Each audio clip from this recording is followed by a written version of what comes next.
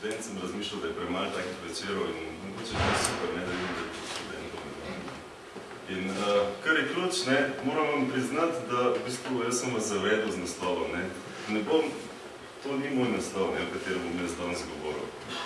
Zavedel sem vas pa samo z enim namenom, zaradi tega, ker moja dejstvo je v bistvu trdilna poved, ne, kar je drugi naslov.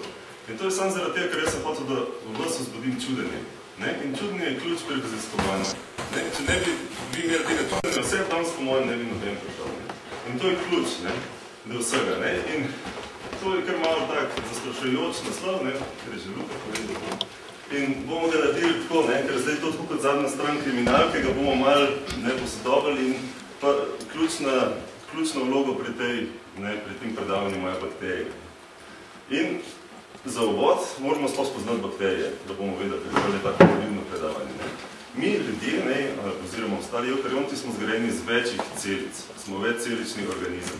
In to je ena osnovna celica eukarionskega organizma. Kar hočem podariti, da je veliko organelov, ampak kar je ključ, je to, da je v bistvu velika v primerjavi z bakterijsko celico. Tole je približno bakterijska celica, 2 mikrometra. Ogromne so, In mi smo sestavljeni iz približno 10 na 13 takih celic, eukarionskih, velike celice. Bakterije pa so majhne, drobne. In tu vidite eno v prečnem prerezu, zgleda tako kot, naprimer, če bi vzeli kiwi.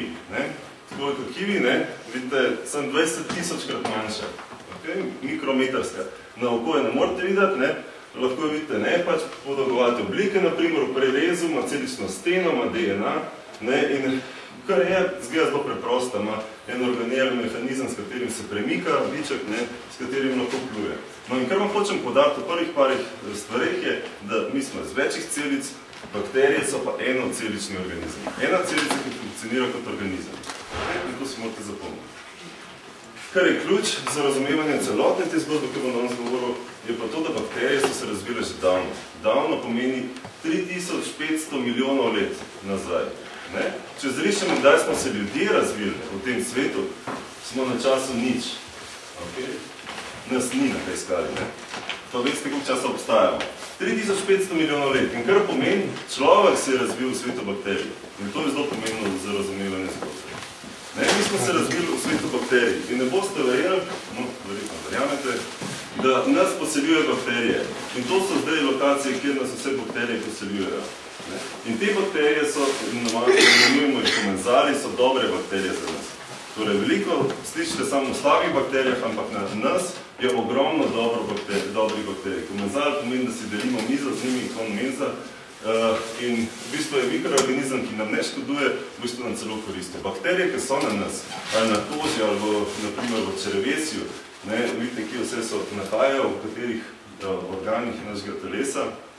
Te bakterije, naprimer, če pogledamo samo črevo, nam sodelujejo pri razgradnji prehrane, razgradijo določene nutriente, ki jih mi sami ne moramo razgraditi, sintetizirajo določene vitamine, ki jih mi nujno potrebujemo in zato so bakterije. In kar naredijo tudi, naprimer, preprečijo, da bi se te nevarne bakterije naselile na našem telesu. Dobro? To je nekaj funkcij, ki jih imajo. V bistvu nas obdajajo kot v eno klep. Povsod jih imamo. In zdaj, fascinantno je to, da če pogledamo, koliko je število bakterij napram našim celicam, človeškim, ker mi smo večcelični organizem, je bakterijskih celic 90%, naših celic pa 10%. To pomeni, za eno človeško celico imate 10 bakterijskih celic. Malo zastrašujoče. To pomeni, da ste vi samo 10% človeški, v bistvu pa 90% bakterijski. In mi smo se razvili v njihovem svetu, in to je zelo pomembna stvar, da imamo večino bakterij, da se zapomnite, ki nam koristijo teh enoceličnih organizmov. Dobro? Druga stvar, naprimer, pojejte jogurt, vidite, to je struktura jogurta in vidite, koliko enih bakterij imate. Jemo jih, dihamo, ampak to nam ne škodi. To vi ne slišite v medijih to. Vi, kar slišite v medijih, je patogena bakterija. To so pa tiste zastrašujoče bakterije, ki pa v bistvu redko pridejo v vaše telo, ampak ko pridejo, si zapomnite, zato ker obležite, ker vam povzročijo bolezen. To je pa bakterija, ki lahko povzroči bolezen, ima zmožnost, da povzroči bolezen. Dobro, kar pomeni, da ima zmožnost, je, da ima nek nabor faktorjev patogenosti. Sliši se zastrašujoče spet, patogenov pomeni, da lahko povzroča bolezen. niso prisotni v našem telesu, ne, tako kot komenzali, in so v bistvu virulentne različice, ne, teh komenzalov. Takole približno jaz to vidim, ne, zdaj vidite, ne, rdeči so komenzali, ne, ti so dobre bakterije, ti večinoma in ti prekrijajo celoten organizem, ne, in ti nabijajo za gostitelja, ne. Tole pa je eden, ne, ki pač komi se usede med te komenzale, ne, ker ima težko najde prostor in dejansko tam ima pa določen dodatne faktore, ne, ki škoduje gostitelju. Ne. In to je to, točno to se zgodi. To je patogena bakterija, ne, in to so vsi komenzali okoli, ne, in točno to je, ne. In zdaj moramo to patogeno bakterijo malo razčleniti, kaj so to dodatni faktori virulence, ne, kar naredijo to bakterijo patogeno. Vi si morate zdaj enoceličen organizem, ki ga imamo tle, ima svojo DNA not, ne, in to DNA, takole zrišem schematsko, je zapis, tukaj knjiga, ne. In zdaj nabor patogenih faktorjev ni nič drugega, ne, kot če bi imeli vi kuharsko knjigo in bi imeli not recept za najboljšo torto, ne. Če bi znali to, če bi imeli ta recept, bi bili najboljši slaščičar na svetu. Če imate pa recept noter za en toksin, ste pa uspešni patogeni, ne. In to je čisto preprosto. Zapisijo v DNA, ki se prevede v RNA, ne, tako če bi brali, gre v misel in potem vi naredite en protein. To so pa celični igralci. Kar si morate zapomniti je, ne, da DNA je ključna za to, ali ima bakterija, ali je zmožna biti patogen, ali ni in tako naprej. To je tak zelo poučen slajd, ki ga ne bom več kazal. Okay. In zdaj takole vidimo, zdaj patogeno bakterijo, moramo se malo o njej pogovoriti. Ne. Kar je ključ, ne, seveda ima načrt napada. Ne. Noter vstopi po navadi preko nosne votline ali pa preko ust, ne, s kontaminirano hrano, kar naredi lahko tudi preko ran vstopi patogena bakterija. Ne. In kar je ključ, da si vi zapomnite, bakterije so raznolike. Ne. Zelo raznolike so in zdaj ene bakterije mora jih prijeti več kot 1000 ponovati, da povzročijo bolezensko stanje. Ne nekatere, ne, salmonela 10 milijonov bakterij, ne, nekatere pa samo 10 ali pa 3 bakterije, ne, pa je že dovolj, ne, mikobakterijem tuberkulozis, ne, naprimer, ta, da povzroči tuberkulozo, ne, naprimer, Escherichia coli, da povzroči naprimer, hemoragično, da imate krvavo drisko, pa 10 bakterij, ne. Zakaj je to pomembno, ne? In zdaj bomo to pogledali, kaj je to patogena bakterija na primeru salmonele pipimurije, ne. Profesor Harta sem prosil za ta posnetek, zaradi tega, ker je fascinanten in dovolj, da ga uporabimo. In to je zdaj salmonela. Patogena bakterija, 2 mikrometra velika, ima mehanizme, pač, da se lahko giblje, takle pičke, ne. In zdaj patogena, ona vstopi s kontaminirano hrano. Ne?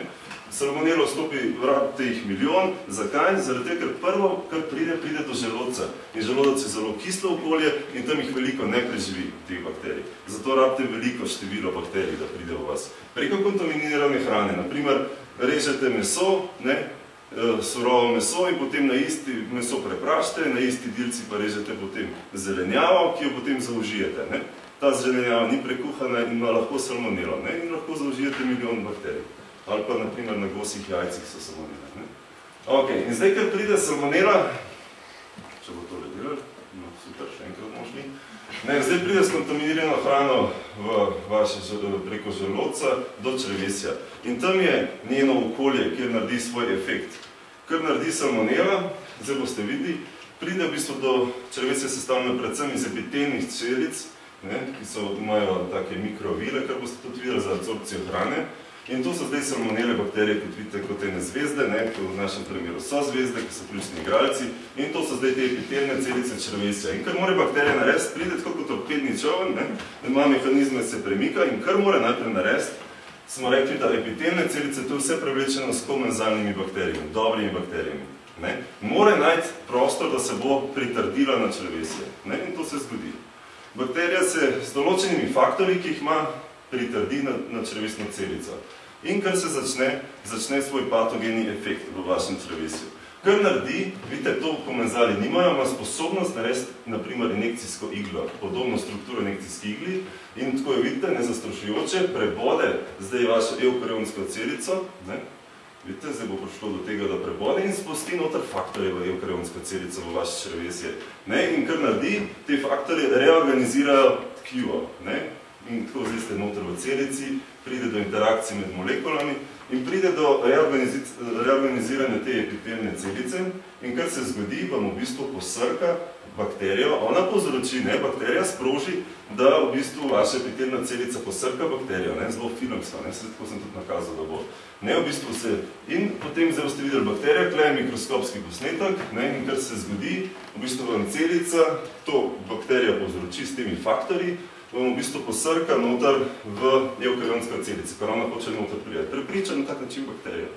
In zdaj se začne znotraj celični cikl te bakterije, kar naredi, hitro da vidimo, zopet sprošča dodatne efektore, ker zdaj je zaščitena, eukarionski imunski sistem je ne more pobiti, dodatne faktorje, da se še bolj zaščiti in se začne deliti. In ta vakuola se širi in vam epitelno celico v bistvu uničuje. In to se dogaja s salmonelo in s kontaminirano hrano to dobite, patogena bakterija ima pač zmožnost, da to povzroči, vidite, da epitelne celice propadajo in v bistvu to občutite kot bolečino v želodcu, v trebuhu in kar se zgodi, da v bistvu imate nek tak vnetni odziv in diarejo. To je salmonela. In zdaj vidite, tega komenzali ne delajo. Zdaj je ključ, da vidite, da večina bakterij nas je dobrih, nekateri, ko pride organizem, so pa patogene. Zaradi tega, ker ima zapis na DNA, naprimer za te injekcijske igle ali pa določene toksine in to lahko povzroči. To je vse, kar se morate zapomniti. Zdaj bomo šli malo naprej. In zdaj, kako mi tretiramo bakterije? Te patogene, nekako se jih moramo znebiti, ker vi, če obležite, hočete se čim prej pozdraviti. In način, ki so ga uvedli in je revolucionariziral našo medicino in zdravljenje, so antibiotiki. To je nekako učinkovina, ki se specifično veže na neke tarče v bakteriji. Ne veže se na eukarionske tarče, na nas, ampak se veže direktno v bakterijo in učinkuje. Lahko je naravna, da mikroorganizmi proizvajajo, ali pa smo jo mi sintetično proizvedli.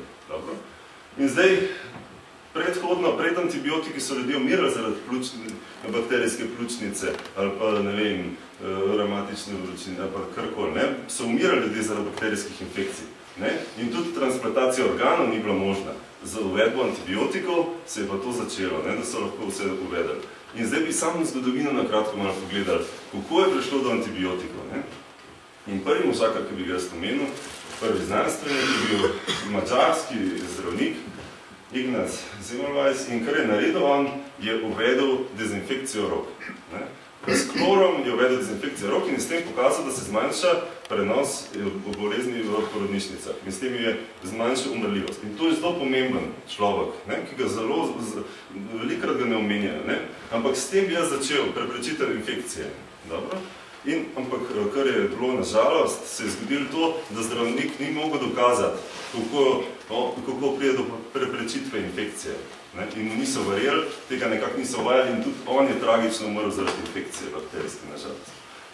Potem pa pridejo trije, Louis Pasteur, francoski znanstvenik, Robert Angleški in pa Tyndall, ki je bil v bistvu irski fizik, vidite, v letih 1875, oni trije dokažejo, da obstajajo mikroorganizmi, ki lahko preprečijo rast drugih mikroorganizmov.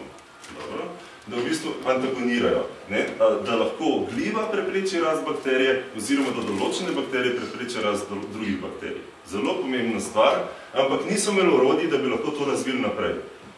Nakar pride Paul Ehrlich, ki je pa nemški znanstvenik in on je pa barval tkiva in bakterije. Znal je barvati tkiva, zaradi tega, ker je hotel mikroskopirati. In kar je ugotovo, da lahko vi specifično barvate bakterije in ne barvate drugih eukarionskega tkiva. To pomeni, da obstaja neka učinkovina, ki lahko specifično zadane bakterije. In to je ključ, vi morate ločiti med bakterijo pa vašo celico. Vi nočete sebe ubiti. Zato hočete specifično tarčo bakterijo. In oni v bistvu so nekako izrasmeli to nek naboj, da bo bil, ki bo selektivno zadev bakterijo. In v bistvu znajdejo z japonskim kolegom, ki je delal pri njemu Salvarsan, je bila v bistvu prva kemična učinkovina, ki so zdravili sifilis z njo. In potem pa pride ta velik dogodek, ki ga v bistvu vsi v višavi kujemo, Alexander Fleming, škotski biolog, in on odkrije penicilin. Penicilin, to vsi poznate, več ali manj ste ga sigurno kdaj uporabili, tam leta 1928 in 1929 objavi. Ne vidite, kako so včasih sedeli z metuljčki noter v laboratoriju, ne, imate tukaj plošče, kjer so gojili mikroorganizme, ne. Tega zdaj ne delamo, ne. Zdaj smo tako razcapani, da sem jaz danes kaj zapusta oblečen, ne, to je beli četrtek, tako da moramo bom jutro takole mogoče prišel, ali pa zapusta boljše, da bomo gledali bolj profesionalno, ne, da bodo bolj imajo. Ne, in točno to je njemu se zgodilo. On je v bistvu cepil bakterije in gledal, če je kakšna substanca, ki bi inhibirala njihova rast. Ne. In kar je zgodil, mogoče je bil on malo len, ni pospravljal plošč vestno in mu je enkrat ena gliva zrasla na robu plošče, ne, tako kot tukaj vidite. In kar se je zgodil, ne, penicilinijo, gliva je zrasla in kar se je zgodilo, vidite, da se taka cona inhibicije je bila, ne, da te bakterije dejansko okoli glive niso rasle, zaradi tega je ugotovil, da sproščajna učinkovina inhibira rast bakterij. In to. In kar je on naredil, je v bistvu to uporabil in je dokazal, da pač glivo je gojil in je vzel gojišče in ga je nacepil v ploščo in nacepil določene bakterije, različne bakterije in je ugotovil, da pri nekaterih bakterijah ne rastejo do penicilina, zaradi tega do te učinkovine v gojišču in to je bilo zaradi tega, ker pač penicilin, ki je iz glive, inhibira rast bakterij. On je to odkril. In kar še dokaže, da ta penicilin ni toksičen za živali. To je tudi zelo pomembno. To je točno, kar je Paul Ehrlich hotel dokazati. In s tem on dokaže, da gliva sprošča učinkovino, ki inhibira bakterije. In kar je rekel, je zelo pomembno, da to je bilo težko dokazati, zaradi tega, ker so vsi že vedeli, da to obstaja. Ampak on je pa učinkovino najdel.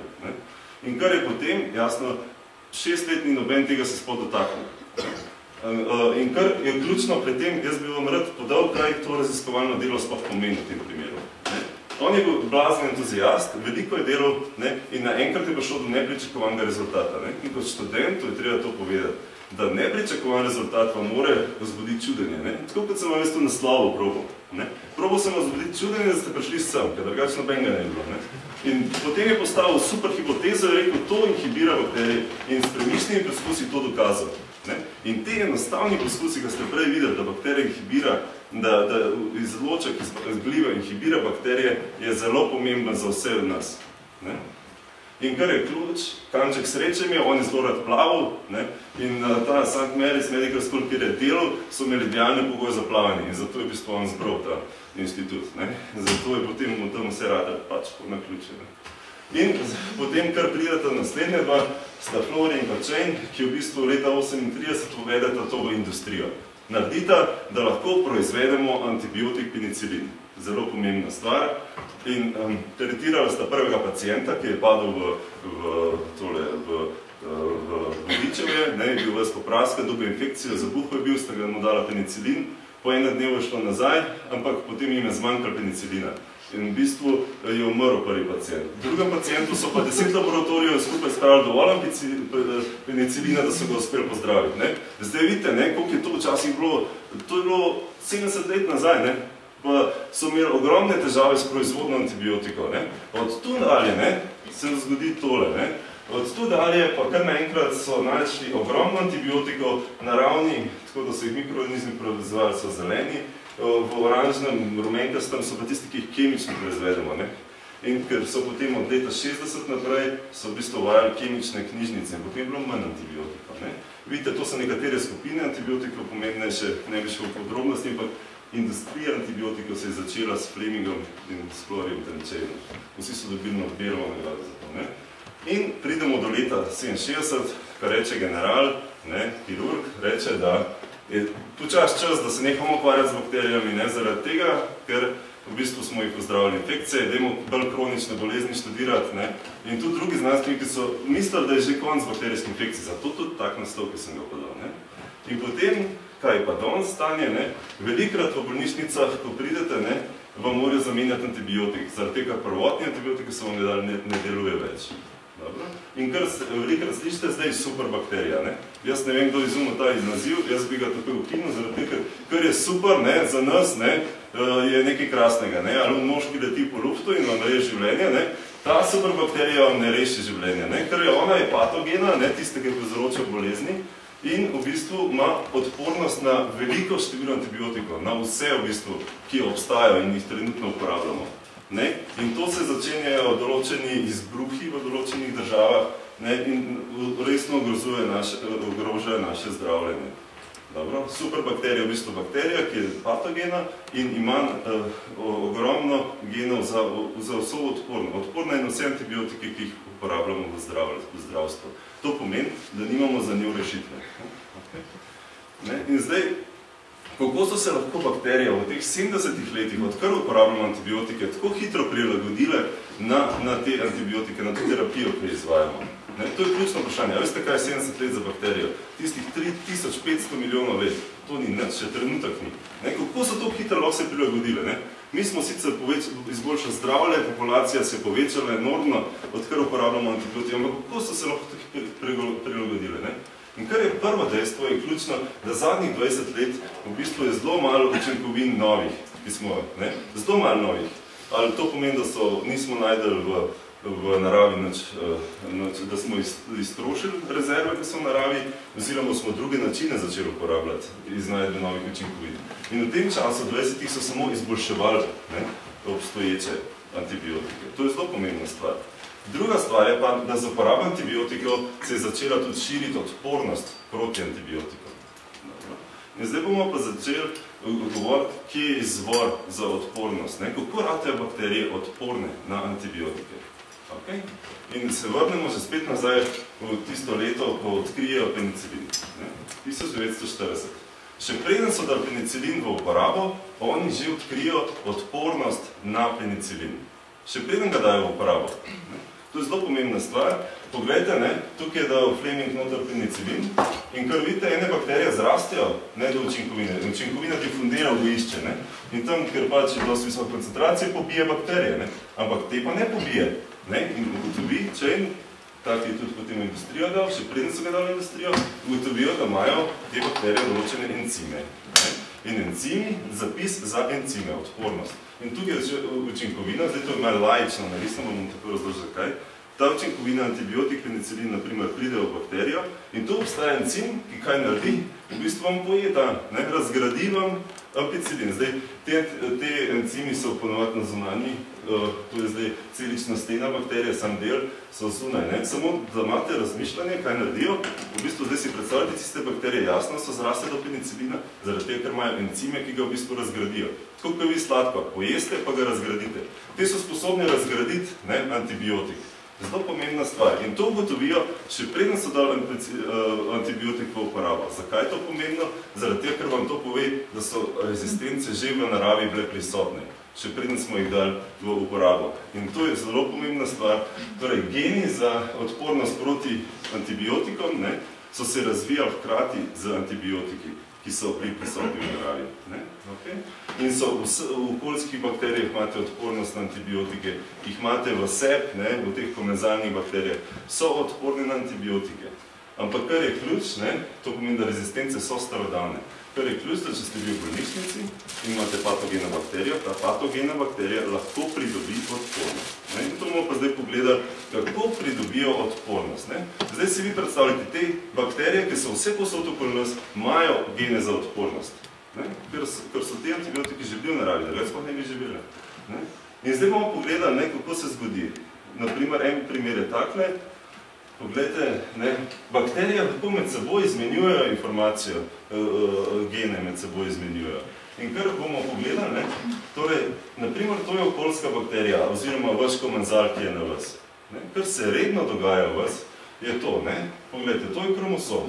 To je zapis za to, da bakterija sploh funkcionira. Da ima celično steno, da lahko plava, da se premika, da lahko živi, da razgrajuje sladkor, karkoli. Ima pa določen še dodatni zapis na izven kromosomski DNA in to je omogoč neke bonitete, nekaj dobrega. In na tej DNA je zapisana odpornost, gen za odpornost. Naprimer, tako kot smo prej videli tisti encim, ki je razgradil antibiotik, je zdaj na tej celični steni zaradi tega, ker ima zapis. Tako kot če ste super kuhar, imate zapis za super torto. In tukaj je zdaj zapis na površini. In kar zdaj lahko bakterije naredi v določenih pogojih, ta zapis, ne, zdaj pa tukaj imate pa patogena bakterije, ki ima tiste igle, ki sem vam prekazal, ne, ki lahko vstopi v celico, ta zapis lahko prenese v drugo bakterijo, ne, preko pirusa, pira, ena taka struktura naredi in se prenese in potem pač pridobi odpornost, vidite, ne, in tako to se redno dogaja pri nas v telesu, ne. Prenašajo bakterije informacije z ene v drugo, ne, samo v kontakt morate prijeti blizu. Druga varianta, naprimer, da je prenos iz ene bakterije v drugo, je sledeča. Naprimer, imate zopet dve bakterije, ne? Ena je odporna, druga pa ni, ampak tam ima, naprimer, zapis, da je patogena, ne? In zdaj imate tukaj odpornost in ena bakterija lahko propade, ne? In se ta zapis enostavno prenese s sistemom lahko v bakterijo in tako pridobijo odpornost. Kar je ključno, je, da si zapomnite, da bakterije so sposobne prenesti informacijo iz ene bakterije v drugo. Dobro, to je ključ, da si zapomnite. Ne? In zdaj, če imate okoljske bakterije rezistentne, lahko patogene ratajo odporne. Ne? To je zelo pomembna stvar. Tretji način, ki vam ga bi sam kratko predstavil, je pa to, da bakterija, ne, črpa nutriente. Konzumira nutriente, tako kot mi, in raste, se veča, in se tudi DNA veča, ne, in se tako podvaja, kar bomo zdaj hitro videli. In kar se zgodi, vidite, če ima naprimer gen za odpornost, v rdečem, na antibiotik, lahko pač na potomce to prenese. Takole se poveča, DNA se podvoji, to je zdaj DNA, moja lajčina izrisana, ne, in tukaj se naredi taka septum in se potem deli na dve in takole se deli, ne, lahko na pol ure se takole delijo v super pogoji bakterije lahko. Ne, in ratata iz ene dve. Dobro, to je pa delitev. In zdaj, če si pogledamo, kako to izgleda, če posnamete s kamero, ne, to delitev, da boste lažje videli. Gledajte, tukaj imate zdaj eno bakterijo, ne, in zdaj črpa nutriente in se deli. Iz ene ratata dve, iz dveh ratata 4, 8, 16, 32 in takole imate vi prevlečeno, naprimer, vaš telo z vsemi temi bakterijami, ne, in to zelo hitro eksponentno je. In kar vam hočem zdaj pokazati, zdaj vse bakterije so potomke ene. Ne, in lahko ima informacijo. Zdaj pa bakterije niso same. Ne. One živijo tako kot mi, v hordah smo včasih živeli, da smo lažje preživeli. Ne. One tudi, ne, ptiči so v jatah, mi smo v mestih, ne, živimo skupaj, zato da si pomagamo. In tudi bakterije niso same, so v združbah. Ne. Ena združba se lahko dotika druga in če vidite zdaj druge bakterije, ki so prišli zraven, ne, zdaj, če ima ena informacija za odpornost, jo lahko enostavno prenese v drugo, pod določenimi pogoji. Ne. In to se stalno dogaja v našem telesu. Dobro, naprimer, pride patogena bakterija not, sreča komenzalno, ne, ki ima odpornost in to lahko se prenese iz ene bakterije v drugo. Zelo pomembno dejstvo. Ne. In to se stalno dogaja in tako se prenaša v bistvu odpornosti, ki so že prisotni vse okoli nas. Dobro, bakterije so prilagojene, samo srečati se mora patogena, pa ne patogena in potem se lahko prenese. Dobro, in zdaj imate dva načina, sta lahko, naprimer, ali med bakterijami ali pa na potomke, na generacije naprej. Dobro, in zdaj moramo mi pomisliti, kaj smo mi naredili z antibiotiki. Ne? In to je zelo pomembna stvar. Torej, zdaj veste, da imate patogene, nepatogene bakterije in da imate odpornosti, ki so že v okolju. In mi smo zdaj zadnjih 70 let zmetali ogromno antibiotikov v naravo. Uporabljali smo antibiotike dosti nespametno, moramo reči. Uporabljali smo jih jasno za humano medicino, ne da smo se ozdravili določenih bolezni, ampak tudi za veterino, ne, ker smo ozdravili živali. Ampak smo jih tudi za pospeševalce rasti uporabljali, ne, v živilski, v predelovalni industriji, da so živali hitrejše raste, ne, da jih potem lažje pojimo. Ne. Kmetijstvo, ne, da so polja špricali in drevesa, zaradi tega, da v bistvu preventivno, ne, so špricali bakterije. In zdaj si morate vi zapomniti, da leta 1940 smo mi zmetali več kot milijono ton antibiotikov na ta planet. Predstavljali si, to mora biti zasičeno. Ne.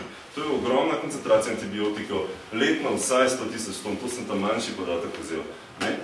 In kaj mi s tem naredimo? V bistvu, kar naredimo, da v bistvu odpornost proti antibiotikom je drugega kot en evolucijski odgovor na močan selekcijski pritisk, ki ga v bistvu uporabljamo z uporabo antibiotikov. Selekcijski pritisk. Ne. To je pa že spet ena taka stvar, ne, ki jo čisto dobro ne razumemo. Ampak vam bom zdaj preprosto pokazal. Antibiotiki za bakterijo so stres, ne, jo pobije. Ne, in to je to. Ne. Zdaj, tole je nestresno okolje z mojega okna, ne, do novega leta. In zdaj vidite, vsi so parkirani, ne, ogromno, vse je zasebno parkirna mesta, še čakajo, kdaj bo še kdo ven, ne, dovolj. In to je nestresni pogoj. Zdaj pa kar naenkrat pride novo leto in stresni pogoji, ne. In kaj se zgodi? Vi date naprimer antibiotik, ne? In kar se zgodi, vam v bistvu zavre rast, ne? Oziroma deluje tako, da se ne premika več avto, oziroma ga kar odstranja. Ne? Deluje bakteriocidno ali pa bakteriostatično antibiotik. Ne? In v bistvu, kar se zgodi, ker naenkrat ogromno mest preživijo samo določeni, ki so pridobili določen zapis. Ne? In če pogledamo, kaj je ta zapis, ne? V bistvu dovolilnico. Ne? In točno to se zgodi. Naš drugega ni selekcijski pritisk. Preživijo tisti, ki so se prilagodili. Ne? In to se zgodi. DNA se prenese z eno bakterijo v drugo, ne? In to se zgodi. In v bolnišnicah imamo ta velik problem. V bolnišnicah ogromno antibiotikov uporabljamo, jasne tam prijete so zdrave infekcije in lahko patogene bakterije pridobijo odpornost, ki je že prisotna vse okoli nas. Zelo pomembna stvar, ne? Da si zapomnite. Čist preprosta. In to je selekcija. Ne? In to je to. Ne? Starodavne, selekcijski pritisk, patogene bakterije lahko pridobijo odpornost in lahko rade celo super bakterije, ne? Da imajo na vse antibiotike, da so odporni. Ok, zdaj, to je zelo spet tisti informativen predstavitev, tako kot prej tista DNA, samo na kratko, kakšne odpornosti vse imajo bakterije. Bakterije so zmožne narediti celično steno, tako da antibiotik sploh ne more dostopati. Potem, zmožne so imeti encime, ki vam razgrajujejo antibiotik, tako kot sem vam prej pokazal, da ga kar poje. Lahko ga spremeni antibiotik in tako ne učinkuje na tarčo. Lahko pa bakterije enostavno spremenijo tarčo v bakteriji noter. Spremenijo tarčo, tako da v bistvu ne more antibiotik sploh se na to tarčo vezati. Tarče so ponovati kakšne DNA polimeraze, RNA polimeraze, tista, ki sintetizira DNA, sintetizira RNA. V podrobnosti ne bom šel. Naprimer, ena taka enostavna stvar, ki se meni zdi krasna, ne, ni krasna za nas, je pa v bistvu eflux črpalke, ne. To pa takole zgleda, ne, naprimer antibiotik vam vstopi v bakterijo, ker se bo vezal na tarčo, ne bo, ne, zaradi tega, ker v bistvu bakterija proizvaja eno črpalko, ne, ki ima zapizanja, ne, in v bistvu ta bakterija enostavno izčrpa ven antibiotik, ne, ga kar izčrpa ven in na to je lahko odporno na več antibiotikov. To so zdaj odpornosti, ki jih bakterije lahko naredijo. Spremenijo tarčo, modificirajo antibiotik, ne, ali pa antibiotik sploh ne pride, oziroma ga kar ven izčrpajo. Ne. Zelo enostavno način, kako se prilagodijo bakterije. To so odpornosti. Možno je pa, da bakterija, kar danes ne bom to govoril, je, da pridobi toleranco. Ne? To pomeni, da nima niti zapisa za odpornost, da, naprimer, da ima drugo tarčo ali pa da ima eflux črpalko. To mora imeti zapis, ne? Da ima take stvari. Ne tako kot dovolilnica prej. Ne? In v bistvu, kar naredijo bakterije, se lahko pričvrstijo in do določenih stresnih pogojih, ki začutijo, naredijo tako vojo okoli sebe. Ne? Tako združbo naredijo vojo okoli sebe in antibiotik sploh ne more priti zraven. Antibiotik sploh ne dostopa. Ne?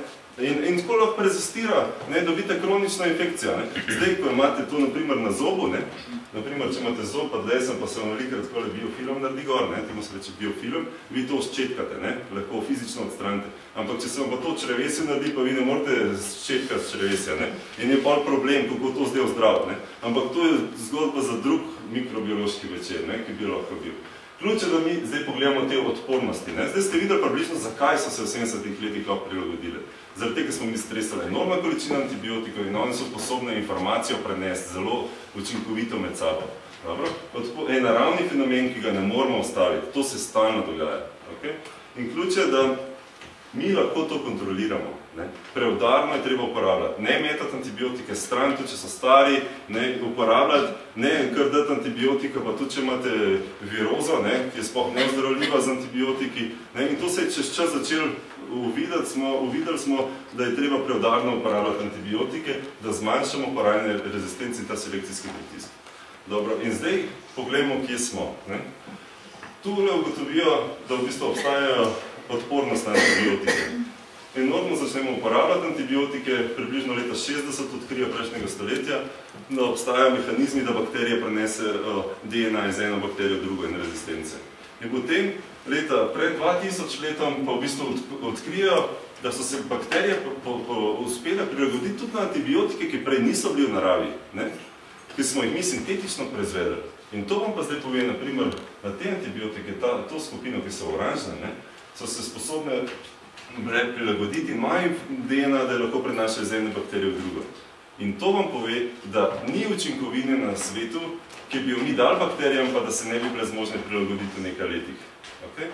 In to je ključ. Ne? In mi smo zdaj živeli malo vati nekaj časa, ker smo toliko antibiotikov imeli v uporabi In smo imeli možnost, zdaj pa kar nekrat malo zmanjkuje antibiotikov, bakterije so se dosti prilagodile in to je zdaj malo kriza. Ne? In zdaj, če pomislimo, ne, se spomnite madžarskega znanstvenika, ki je umivajte si roke, ne, in zdaj, ki pridete v bolnišnico, velikrat, če imate, naprimer, superbakterija, kaj vam reče, ne, zopet, ne, Ignaz Semmelweis, umivajte, dezinfekcija, roke temne, ne, izolirali vas bomo, nobeno učinkovina žal ne deluje, ne. To se včasih zgodi in kar moramo mi razmišljati je, ne smemo, ne, zdaj smo kar naenkrat na nivoju že spet pred antibiotiki v določenih primerih, ne. To je tako malo zastrašujoče, ampak ni pa to panika. Ne. Ideja je v tem, da mi imamo še dosti učinkovin zaenkrat, ampak moramo pa trezno razmišljati, kako jih uporabljati, ne, in nove načine zdravljenja oziroma nove učinkovine iznajti. Ne. Kar je pomembno je to, da farmacevtske firme zdaj ne zdravijo, ne delajo več toliko antibiotikov tudi, zaradi tega rajše delajo učinkovine za kronične efekte, za kronične bolezni. Ker rajše vi zdravite enega celo življenje, kot pa akutno, ne, en dan. Ne? In to je zelo pomembno.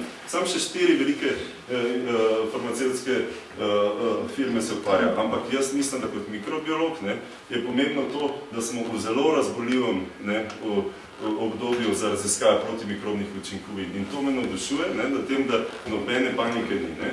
V bistvu, kar je ključe, ne, moramo, tako kot sem prej že rekel, učinkovine nove pridobiti, nov način zdravljenja in pa kontrolirana uporaba, predvsem oskospektralnih antibiotikov. Predvsem, da vi veste, kjer bakterije okužuje in proti tisti ciljate. Ne. Ker antibiotiki vam porezirajo tudi vašo naravno floro, ne, ki jo imate. In morate se vi zavedati, da če imate vi 10 na 13 bakterij, ne, v črevesju samo, pa jih imate več, ne, če vi uporabljate antibiotiki in ta flora propade, ne, to je kot vaš organ. Ne, vam poje določene nutriente, vam pomaga konzumirati, ne, in vam jih prebavlja, vitamine daje. Jaz mislim, da bakterije, jaz si jih zmeri predstavljam kot določen dodaten organ, ki ga imate, tako kot jetra. Ne. In če ga vi z antibiotiki porezirate, ne, če ga skrčite, potem vaš organizem ne funkcionira optimalno. Ne. In to je treba zdraviti, ne vzeti široko spektralne, da vam bo pobil celotno mikrobno ali veliko mikrobne flore, ampak samo osko. Lahko ciljamo določene bakterije. In to je treba uvajati in probati uporabljati. In mi jasno tudi ne sedimo križem rok, ne, ja, ker razmišljamo v tej smeri, kako se zoperstaviti bakterijskim infekcijam. In zdaj vam bom zelo nakratko pokazal samo še, kaj v raziskovalni skupini počenjamo, ne, smo počeli. Ne.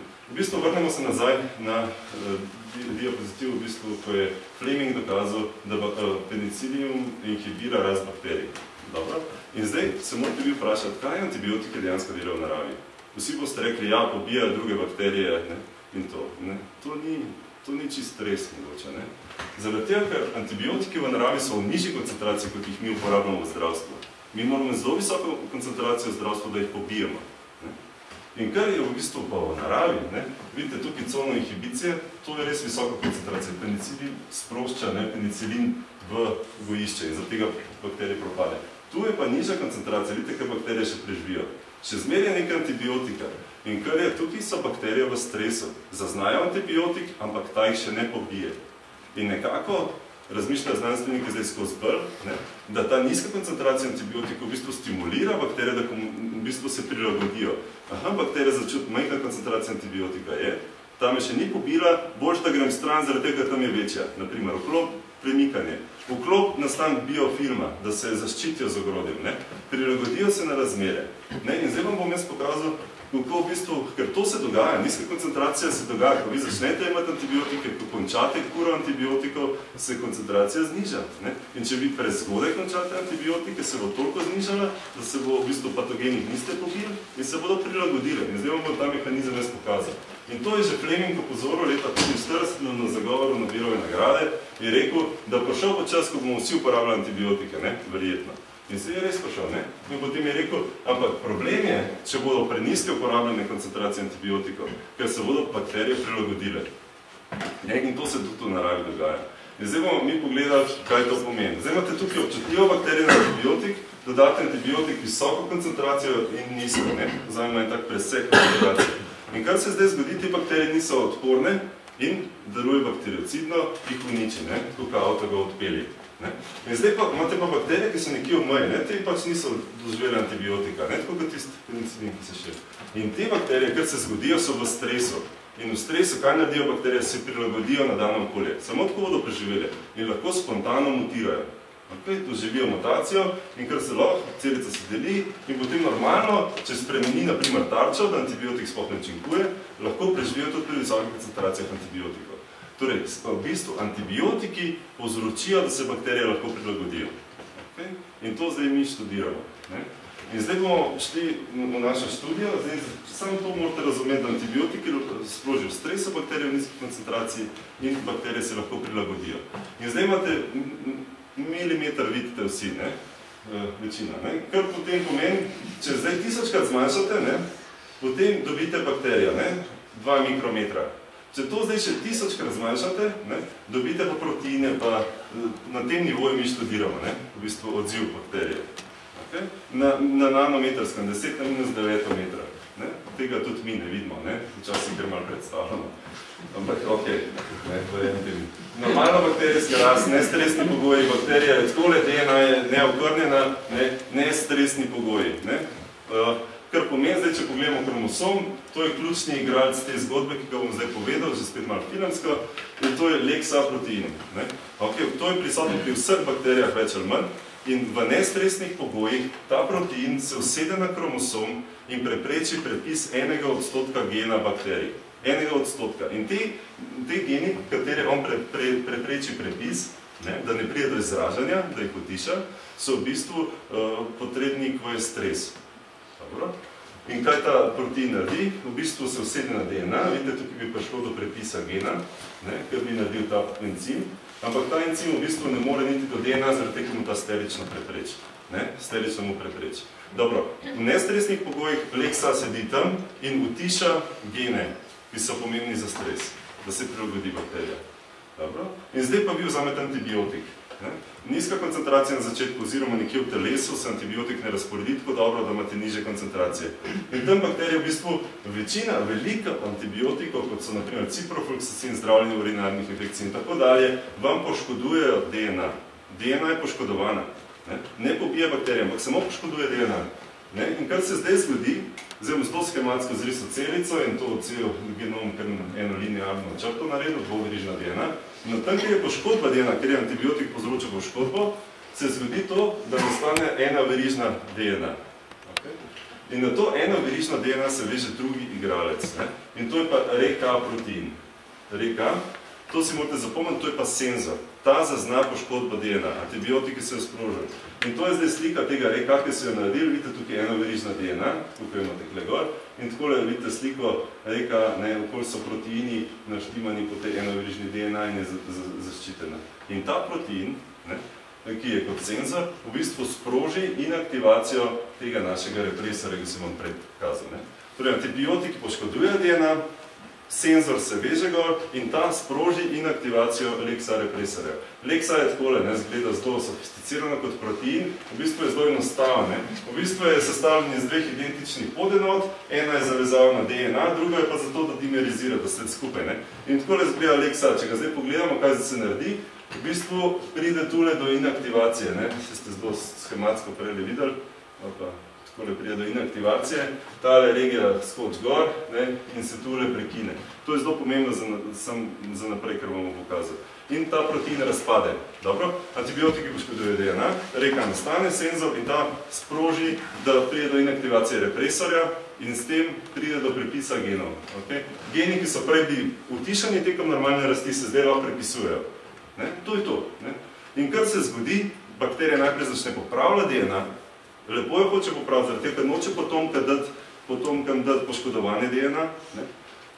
V ključni fazi pa, če je še zmeri stres in ne more popraviti vse DNA, pa začnejo uvajati mutacije. Dobro, in se prilagodi na stres.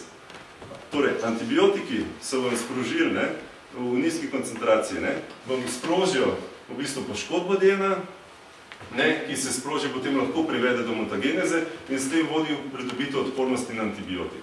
Dobro, kar je ključ, da si zapomnite, je, da antibiotiki lahko sprožijo mutagenezo, ne, v bistvu, ki jih mi uporabljamo v nizki koncentraciji.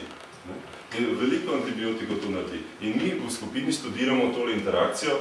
Zdaj ne bom šel v podrobnosti, rad bi vam samo pokazal, da smo zmožni naprimer študirati, kako ta protein Lexa, naprimer, kako se giblje, smo ugotovili na 10 nanometrov natančno, mislim, na 10⁻⁹ metra natančno ugotoviti, kako se premikajo domene, in da ena taka domena, ko je vezana na DNA, je zamrznjena in v taki obliki reka ne more dostopati.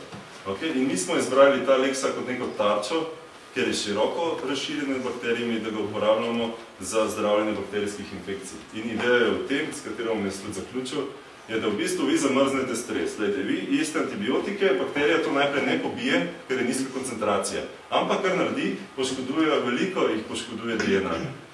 In ker, ko je poškodba DNA, pride do tega, da se pač Lexa, ki je bil prej tej smrkci, se inaktivirajo in se nekaj sprosti, ker ta se ne more razcepati. In pride do prepisa genov in do mutageneze. In kar mi hočemo narediti učinkovina, ker ko boste vzeli zraven z antibiotikom, poleg antibiotika, da bo v bistvu učinkovala na ta Lexa protein. Da v bistvu ne bo ga prišlo do inaktivacije. Kar boste vi s tem učinkovino naredili, da v bistvu boste zamrznili stres. Bakterija sploh ne bo zaznala, da ima poškodovano DNA. In tako se ne bo mogla prilagoditi na neustrezne pogoje in zalopati evolucije. In to poskušamo narediti in imamo Lexa kot tarčo in uporabljamo učinkovina. In upam, da se bo kdaj zgodil čim prej, da boste poleg antibiotika imeli še učinkovino, ki bo delovala proti stresnim okoliščinam, da bodo bakterije zaznale stres. In to je v bistvu poanta, ki jo tudi nekako zdaj delamo s farmacevti, da mimikriramo, torej nekako hočemo narediti identično tole strukturo, kar jo vidite tu, da ne pride do cepitve. Probamo narediti učinkovine, ko vidite to strukturo in tukaj je ta rdeča, in delamo učinkovine, ki vam bodo v bistvu inhibirali stresni odziv pri bakterijah. To bi pomenili, naprimer, tako, vi boste vzeli antibiotik, hkrati bo še ena učinkovina, antibiotik od začetka ali pa zelo na koncu terapije, ker boste koncentracija nizka, nekaj ne bo pobila bakterij, se bakterije ne bodo mogle prilagoditi na stres. In to bo potem pomenili, da boste podaljšali uporabnost vaših antibiotikov, ki so zdaj, zaradi tega, ker mutageneza hitro poteka. In na drugi strani pa določeni antibiotiki, ki so že nekaj biti uporabni, zaradi tega, ker je to rezistentsko, bodo mogoče postali uporabni. In s tem bi podaljšali učinkovitost obstoječih antibiotikov. In jaz mislim, da to so zelo pomembne raziskave. Zdaj, če zaključko rad bi vam podaril tako, komenzalne bakterije so vse okoli nas in na nas. Bakterije, ki so patogene, pridejo in stvari kot salmonela lahko povzročajo bolezensko stanje. Uporabljamo antibiotike proti temu, super, da jih uporabljamo in jih je treba vestno uporabljati ter pametno. Hotel sem vam pokazati, kako približno bakterije širijo tega med sabo, tako da odpornosti lahko skače z ene bakterije na drugo oziroma na potomce. In kot tretjo stvar sem vam hotel pokazati, da antibiotiki lahko poškodujo DNA v nizkih koncentracijah in s tem sprožijo stres pri bakterijah. In to poskušamo mi študirati, da bi se zoprstavili temu. Raziskovalci, ki smo upravili to delo, mislim, to je zelo na kratko, ampak to, da sem vse povzel, moj mentorica še za doktorat in tudi postdoktor Sundarja, smo veliko sodelovali in še sodelujemo z Zdravkom, Sonjo, Vesno, potem so bili 3 diplomanti, žal Nejce ni več med nami, je bil ekstremno talentiran raziskovalec. Gregor in Fani sta za tehnično, smo sodelovali tehnično pomoč, Gregor in Miran za računalniško modeliranje, Gregor ter Vesna za študije s plazmonsko resonanco. V farmaciji študiramo delovanje učinkovine, Stanislav Gobac, Samo pa Boris in pa Steve ter Douglas v Univerzi Birminghamu za študije prepisa, izražanja genov ter v Univerzi v Osnabrücku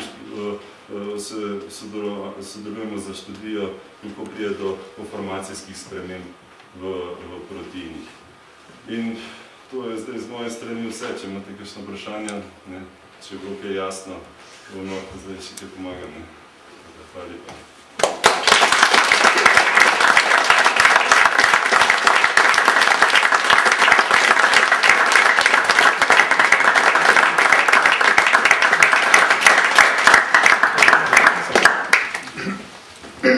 Kdo bo prvi / prva?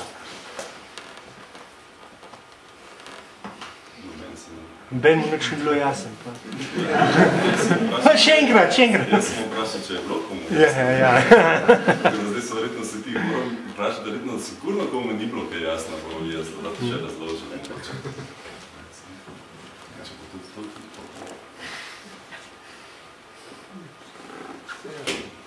Prosim? Vse je jasno. Vse je jasno. Lahko jaz mogoče vprašam, sicer, ne vem, a veste mogoče pa kaj, kako se znano tehnologijo kaj približuje tudi temu, da bi se bojevali nekako proti bakterijam, ali mogoče kaj veste? Ja, sigurno se približuje bakterijam. Tudi, ker mi uporabljamo vse nanotehnologijo posod. Kaj pomeni nanotehnologija, da gremo iz mikrometrskega nivoja na nanodelce, ne? Naprimer, prej ste videli protein, že bil v nanonivoju, ne? Zdaj, vprašanje, ki bi je Luka zastavil, je v bistvu zelo tako, večplastno. Nanotehnologije mislim, da še zdaj čisto ne razumemo, še mi ne. Kar pomeni z uporabo nanotehnologije, ki jo imate naprimer v kremah, titanov dioksid je najbolj tak znan zdaj primer.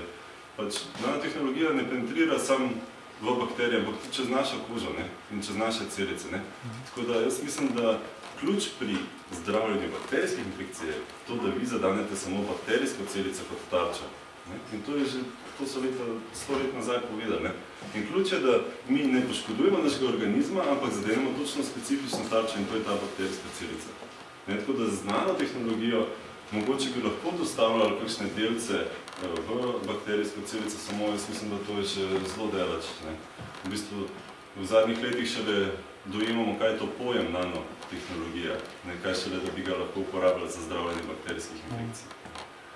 A pa se je mogoče kdaj poskusili, tako kot se naredi tisti most med bakterijami, da bi bakterijo ali en del nje zgenerirali in okužili druge bakterije z, ne vem, nečem? Ja, se je že poskušali, celo v naši skupini so nekaj podobnega poskušali. Tako da, jaz mislim, da jasno je, več ali manj se postavi pri poskusu. Je pa to dobra ideja, seveda, da lahko vi, naprimer, ideja je o tem, da imate vi bakterijo, ki vam ne škoduje, naprimer imate v jogurtu, in lahko potem se bi prenesla informacija iz te bakterije za določen bakterijski toksin v drugo, in bi ga proizvajala. To bi bila varianta, samo prva stvar, ki je zdaj, ta bakterija bi mogla priti v kontakt s patogenim, to pomeni, da bi jo mogli imeti povsod po organizmu, da pač antibiotiki se razporedijo povsod po nas, ko jih uživate. In to je problem, vi morate kontakt, če hočete narediti. Zdaj, da se prenese rezistenca, mi tega lih ne želimo. Ampak to se zgodi, pač dogaja se skozi pri nas v bakterijah. Pride v kontakt, verjetnost je tak in tak, ampak če pa vi zdravite infekcijo, morate pa uničiti vse patogene bakterije. In na tak način je zaenkrat še težko. So pa poskusi in je super, da se dela na tak način. Jaz zmer mislim, da je boljše iti v smer, da se naredi učinkovino, ki bo v bistvu preprečila bakterijam, da razumejo, da so antibiotiki blizu. In da se ne bodo mogli prilagoditi na njih.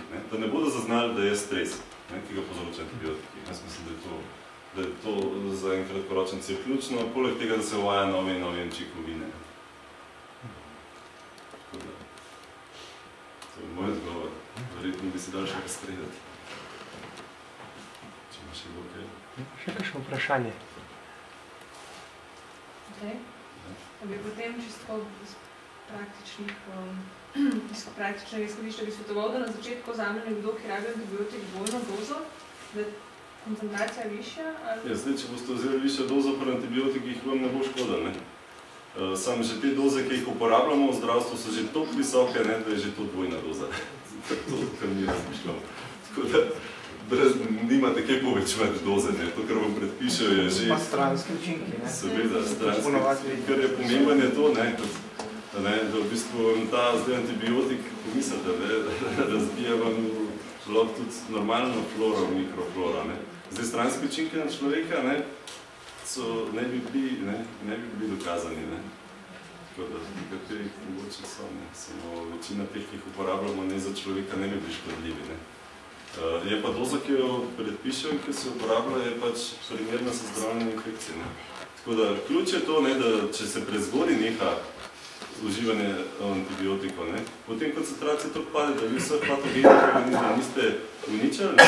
In v bistvu se zaradi tega, ker je koncentracija antibiotika to padla, se te so sposobne prilagoditi na antibiotik, ker jih ne pobija več. Ne. In ko zvišate koncentracijo, so težje prilagojene, ne. In morate zamenjati antibiotik.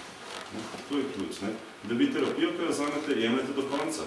Problem pa je to, če prvi antibiotik, ki vam ga dajo, ne učinkuje več. Ne. Potem je pa treba zamenjati. Ne. Vprašanje je mogoče bolj na mestu, če bi uporabili 2 antibiotika hkrati, ne, v teh koncentracijah, ki ne bi jih dozirali. Ne. Da probamo na več tarč naenkrat ciljati, ne, različne antibiotike. Ampak to je pa že spet potem poanta, kaj se potem naredi z vašimi normalnimi bakterijami. Ne. Zdaj, v zadnjih časih so študije pokazale, da naprimer, če otroci, ki so pač otroci, pa ne vem, nosečnice, če jemljajo ogromno antibiotikov, ne, kar se zgodi, je to, da vam uniči normalno mikrobno floro. In se nikoli ta mikrobna flora potem v življenju vam ne vzpostavi do konca, ne, če ste kot otrok, vi, ki se rodite, se začne bakterije naseljevati na vaše telo. Ne. Vi ste kot ogrodje in to se poseljuje. In če vi zdaj antibiotike začnete imeti ogromno kot otrok, se vam nikoli ne bo vzpostavljati tista normalna mikrobna flora. In zdaj ta mikrobna flora, morate vedeti, da ne samo, da vaš imunski sistem kontrolira vaše mikroorganizme, ampak tudi mikroorganizmi kontrolirajo vaš imunski sistem. In s tem, v bistvu, porušitvijo te normalne flore, ki jo imamo več ali manj, lahko privede do nastanka določenih kroničnih infekcij, kroničnih bolezni zdaj dokazujejo. To pa so, naprimer, nastanek astme, nastanek diabetesa tipa 1 in še nekaterih. Ne. To so zdaj raziskave, ki so v poteku. Kar pomeni, da antibiotiki, ko ste vi otroci, če ste jih mnogo jemali, ne, imate lahko predispozicijo, da pač infekciji bakterij res nimate, ne, ampak do 80. leta boste pa vzpostavili stanje, da boste imeli astmo, zaradi tega, ker vaš imunski sistem ne deluje tako dobro kot pri sosednjem, zaradi tega, ker je v bistvu prišlo do uničenja vaše mikrobne flore.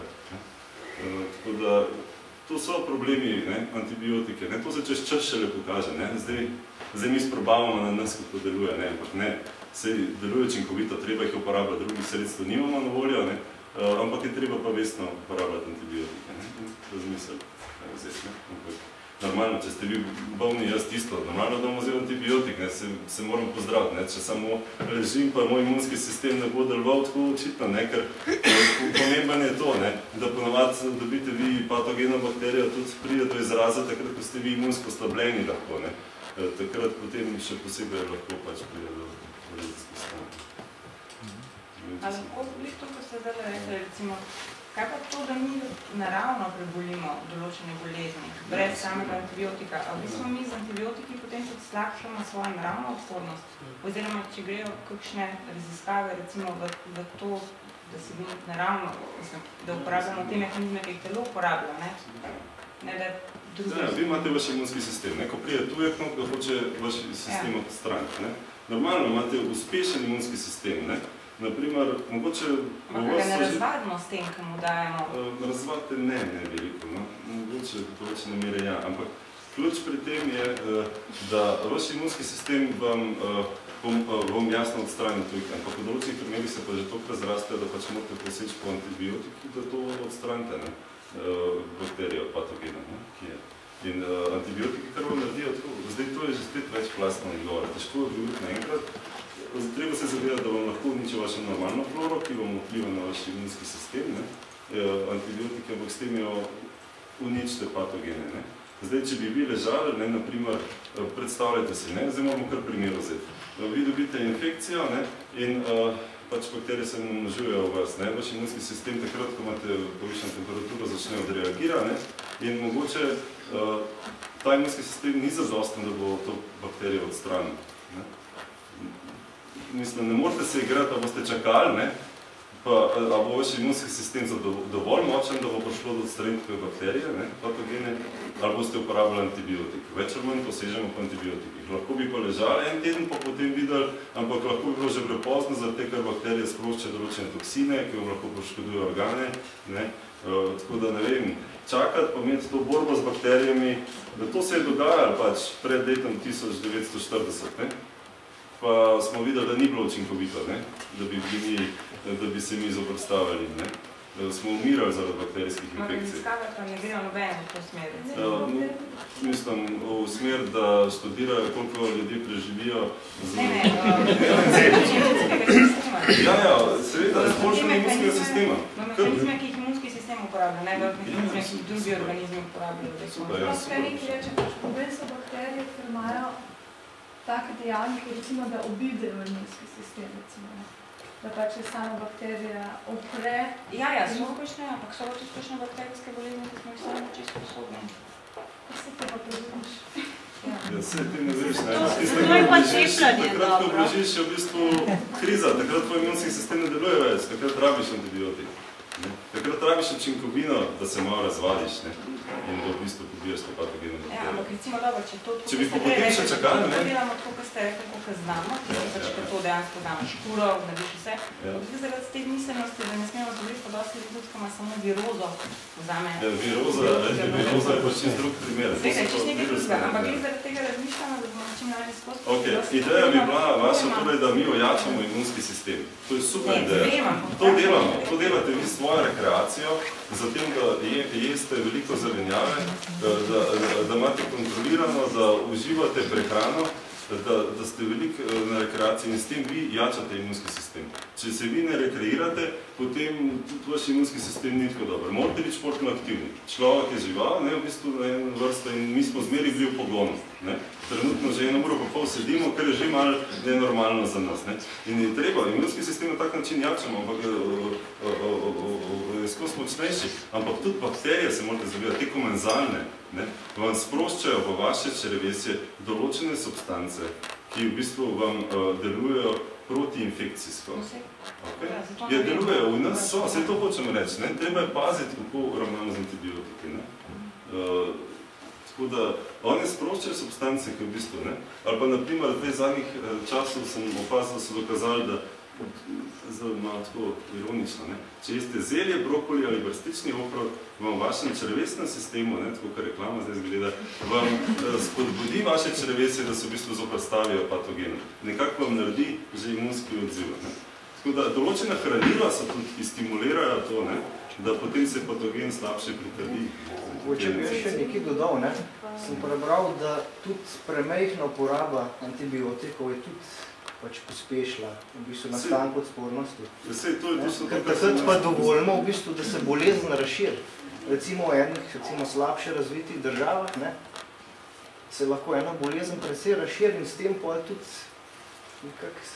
Dobro, mikrobna flora, ki jo imate vi v vašem črevesju, je zelo pomembna. Če imate vi, naprimer, samo pogledamo oralno vakcino, naprimer za določene vakcine, cepiva, ki jih uporabljajo, naprimer nekje v Afriki slabše deluje kot v Evropi. Zaradi tega tisti v Afriki jejo več zelenjave in imajo celo bakterije, ki lahko v določene mere celulozo razgradijo in imajo druge bakterije, zato da lahko vi v bistvu vam potem oralna vakcina tudi slabše prime, kot naprimer tu v našem razvitem svetu. Tako da to z mikrobno floro mi čisto ne razumemo vsega. Kakšno imamo mi normalno mikrobno floro? Kaj to sploh je normalno mikrobno floro v črevesju?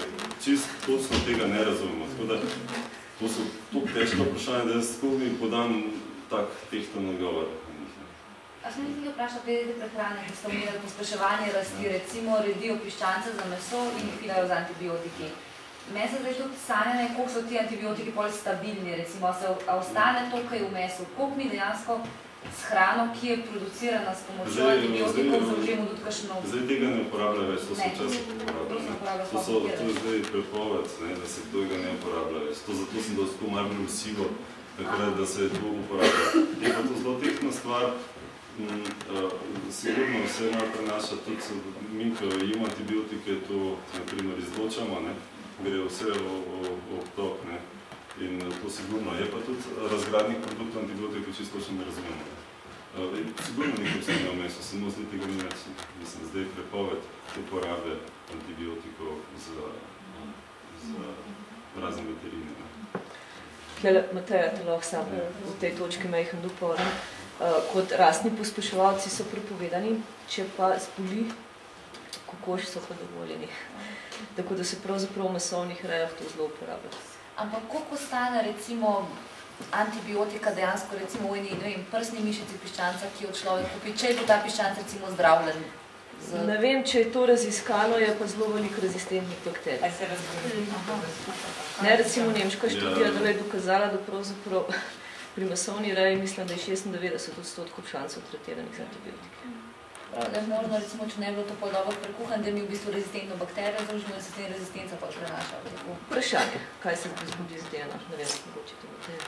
Se pravi, ni to nek nevaren vir nizkih dos antibiotikov ali pa rezistent? Antibiotikov ne, rezistenc pa. Kot take, ki grejo v okolje. To so tu kompleksne vprašanje, ki so več plastne. Jaz mislim, da težko odgovorimo specifično, kot kot je Neja rekla, sigurno, da čisto vsega ne razumemo. 70 let jih uporabljamo, ko so pa šli v uporabo, so več na pol empirično.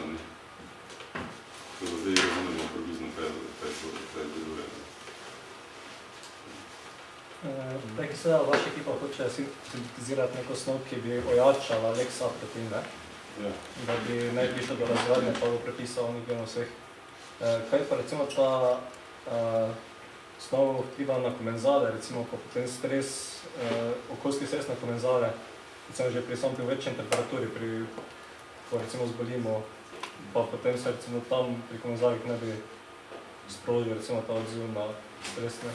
Ja, to je sigurno dobro vprašanje na paska. Zdaj, vprašanje je tako, če imamo mi učinkovino, ki bo v bistvu inhibirala stres, kako bo v tem to delovalo na komenzale. In zdaj, ko pri temperaturi, jaz mislim, da tak problem ne bo, ker pri 40-ih, kar mi imamo, bakterije, ki so v nas, več nam preživijo. Morate vedeti, da določeni so toplokrvne živali, imajo 42 normalno, optimalno temperaturo. Tako da to ne bi bil. Jaz mislim, da je to manjši problem, kot so antibiotiki, taka učinkovina, ki bi v bistvu, s tem bi samo zamrznil stres. Bakterijo s tem ne bi ubili, s tem, da bi dodali to učinkovino. Ubili bi jo potem specifično z antibiotikom. V bistvu bi bilo to enega prehodnega značaja. To pomeni, da tudi če bi komenzal dobil to učinkovino, če ne bi antibiotik proti njemu deloval, bi čez čas v bistvu jo sprostil. Ja, zato smo tam primetati stresnega dejavnika, se pojavi tako da z antibiotika skupaj. Kako zelo sem? Zato sem primer. Ja, seveda, vse je primer. Sigurno, da ne moramo, mislim, super bi bilo, če bi zadeli samo specifično.